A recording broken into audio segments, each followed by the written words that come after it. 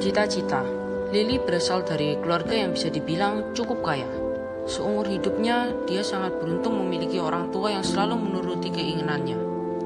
Lily dibolehkan dan difasilitasi untuk belajar apapun yang dia inginkan oleh orang tuanya, seperti guru les dan sekolah yang terpandang. Ia termasuk salah satu murid yang terpintar di sekolah. Dia mahir dalam bidang sains atau ilmu pengetahuan alam. Orang tuanya sangat bangga memiliki anak seperti Lily. Mereka berharap agar Lily dapat masuk ke perguruan tinggi dan menjadi dokter yang sukses. Harapan orang tua dan guru-guru di sekolah seringkali tanpa sengaja menjadi tekanan yang berat bagi Lily. Ketika ia merasa bahwa tekanan dari orang-orang sekitar menjadi terlalu berat, dia melukis sebagai cara mengekspresikan apa yang terjadi yang sedang ia rasakan. Lily tidak pernah berpikir untuk mengajar mimpinya dalam bidang seni. Ia tahu orang tuanya tidak akan setuju. Tapi pada suatu hari, guru seni di sekolah Lily melihat bakat dan potensi yang dimiliki Lily. Ia lalu menawarkan Lily untuk mengikuti lomba tingkat nasional yang dapat membantu Lily mengejar cita-citanya. Saat ia meminta persetujuan orang tuanya, mereka justru sangat kecewa pada Lily dan menjelek-jelekan profesi sebagai seniman. Awalnya, Lily tidak percaya kepada orang tuanya, terutama ibunya.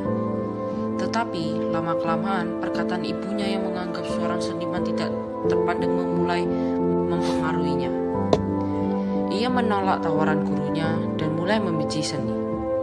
Pada akhirnya, guru seni di sekolah Lily menawarkan teman sekelas Lily bernama Sarah.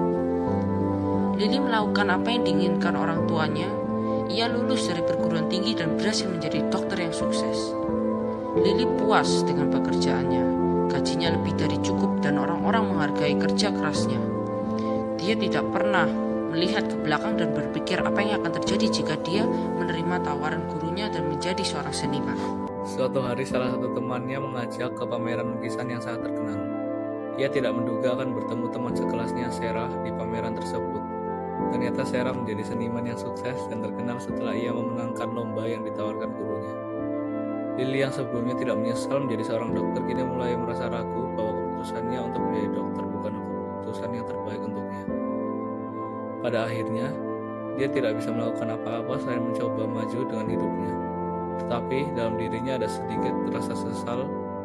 Dia tidak mengambil dan menggunakan kesempatan yang telah diberikan kepadanya beberapa tahun lalu. Dalam hidup kita, seringkali kita mendapat kesempatan yang mungkin tidak akan datang untuk kedua kalinya. Ada kalanya kita tidak ragu dan langsung memanfaatkan kesempatan tersebut. Tetapi terkadang ada beberapa faktor yang menyebabkan kita tidak menggunakan kesempatan itu dan bahkan bisa dibilang menyia-nyiakan kesempatan yang kita dapat. Ini bisa disebabkan karena beberapa hal, ketakutan untuk gagal, rasa tidak percaya diri, dan lain-lain. Kita tidak sadar bahwa kesempatan tersebut bisa merubah hidup kita untuk yang lebih baik. Jadi, kita tidak boleh menyia-nyiakan kesempatan yang kita dapat karena kita tidak tahu apa yang akan terjadi jika kita memanfaatkan kesempatan tersebut.